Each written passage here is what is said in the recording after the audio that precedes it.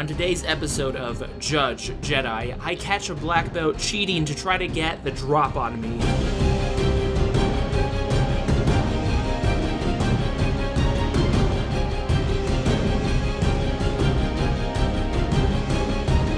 Cheater, man! That's what you get! That's what you get!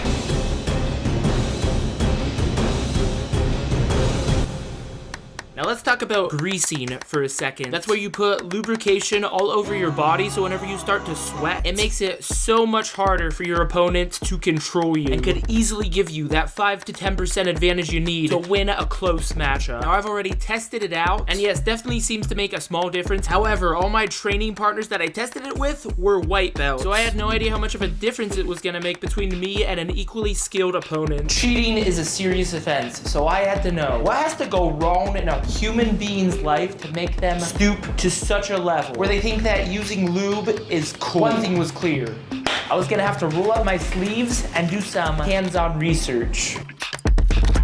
So our black belt Tyler, he seems to have had a pretty normal childhood, rolling around with all the kiddos in the neighborhood. And he did get bullied a little, but I mean, you know, kids, they do a little bit of trolling. All in all, nothing seemed too out of the ordinary. Until, of course, my investigation would uncover something extremely grotesque. After an extended trial, Tyler would be exiled from his gym on pain of death for the heinous crime of making YouTube videos. Just the thought of doing something so evil, it sickens me to my core. But it doesn't stop there. Space alone would not protect this treasonous. For the crime of making videos for the online, he would be hounded from all sides by the hands of his former family. Had to leave our gym. You know, it was kind of sleazy the way he'd slap guillotines and ankle locks on white belts nonstop. I'm gonna strangle this guy. This guy is a blanket. But did he actually deserve the heat? This is something I needed to know before I cast judgment on him, which is why I went to one of his classes to see how he actually is in person. He was going over the guillotine because duh. And honestly, I got a couple little nuggets that I'm gonna put in my pocket for later. But the best way of learning from somebody is by rolling with them. Of course, we're gonna start off this round with some grip fighting. It's like the foreplay of jiu-jitsu. I'm trying to grab his head, and he's trying to grab my arm. I wonder what he's going for.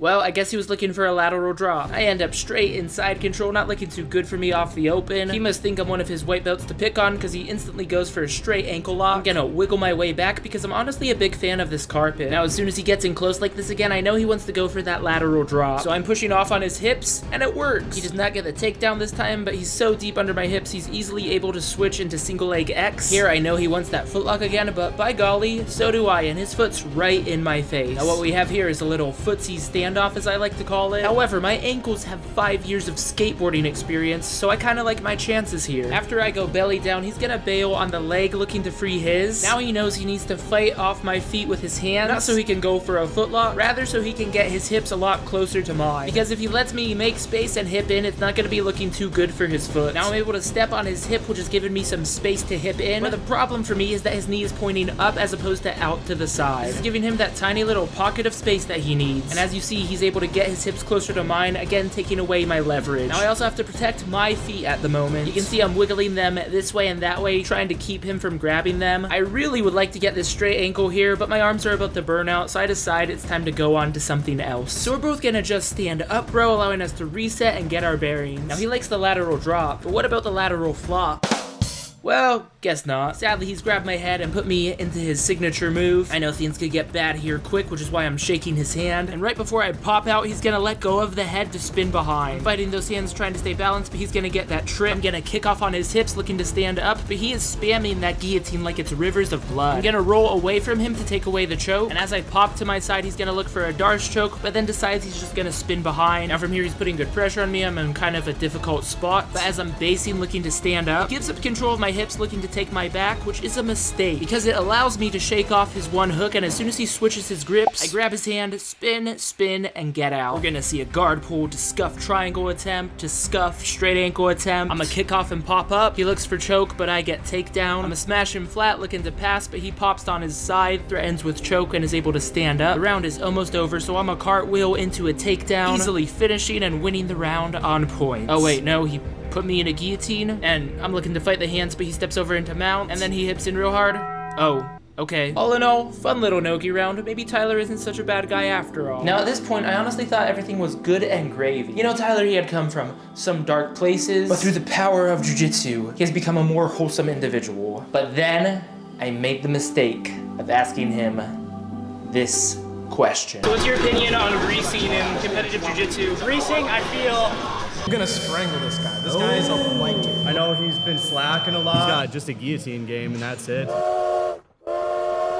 It is now the next day, and I have to teach a little bit of no-gi, so I decided I was gonna take Tyler under my wing a lot like Obi-Wan and Anakin, completely oblivious to the treachery that he would soon unveil. I was going over a little bit of the basics, also going over some of the fancy schmancy stuff as well. Boom, pick up.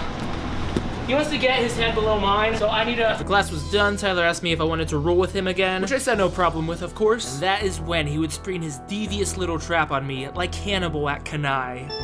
So we're gonna slap it and bump it just like your mom. Start off with some good old hand fighting as usual. This little piece of shit over here. You can hear in my voice the visceral disgust that I have that this black belt is cheating, like an aimbotting hacker in Fortnite. He had thrown down the gauntlet and made it abundantly clear he had no intention of getting beat. It was now my job to do exactly that. I can feel him pushing into me, so I'm gonna look for that lateral flop. That didn't work because last second he pushes on my hip, which gives him the balance he needs to defend it. Now I'd usually be chilling here, grabbing that left arm, but since it's slicker than a politician in August, I decide to go for a body lock, which seems a little more firm. But this greaseball is gonna squirm his way out and keep the top position. This piece of shit right here. Now here he's gonna dig in that crossface and he's gonna use his head to try to isolate my arm looking for an arm triangle. But we all know Guillotine Andy only has one move. He's gonna flop into north-south. I grab his leg, pulling myself into turtle. But this deep-fried gingerbread man is gonna go for the only submission that he knows. Here his hands are so slick I can't even grab a hold of them. And he just flops to the back like the dirty little politician he is. Here I'm fighting his hands and also have my weight on top of his bottom leg. This makes it hard for him to move. I can feel an opening, so I underhook his leg looking to pop up. He's gonna go for the front headlock. Once again, I have no shot of breaking this slippery ass grip he has, and he's able to hit the deck. You can see he's looking to finish like Uriah Faber, but I ain't having it. Finally get his squirmy hand off of me. Now here things are gonna get a little dirty. He tries to yank me over like he's Ben Askren or something. Again, he's trying to go for a submission that is not a guillotine. This arm triangle defense I actually learned by watching a movie. Guess which one, and I'll give you a crisp high five. Now he's biting down here a little. Things are getting kind of tight. Normally this would be a bad position, but I mean, it's Guillotine Andy we're talking about, so it's a trivial thing for me to free my arm. I'm then gonna go double underhook and clamp down on his leg like so. This is called lockdown for all you non-10th Planet cult members. I'm thinking about Hoyler Gracie in his ass, but decide, nah, I'm just gonna keep things a little basic here. So I give up the triangle and go for this sort of control. This is a form of half guard that nobody uses, but they should, because it's nutty. Unless, of course, their legs are slicker than a pull on a table. Here I have zero grip whatsoever. He's really starting to sweat like a tryhard in a COD lobby. As if greasing wasn't enough, now he's going super dirty, trying to waterboard me with those greasy-ass moobs of his. He calls over his cam girl because I guess he has something he wants to say. He said you should subscribe right now, or he's gonna come to your house, strip down, and wrestle your ass with nothing but vegetable oil. But he had hit his high benchmark, and karma was now barreling down to put him in his place. Here I use my elbow to push his foot into my legs. As I turn into him, he's gonna look for a guillotine. I'm gonna shrimp out, force him over the side. I'm gonna bring my left leg through, clamping down, and start looking to elevate his hips so I can attack a knee bar. He's trying to set his weight on me so I can't get to his leg, so I'm gonna step on his arm, pushing him away. I still don't really have the elevation I need, so I'm gonna readjust and really stomp him forward. This is gonna get his weight off of his butt, which lets me grab that foot and serve up a little karmic justice. Cheater, man!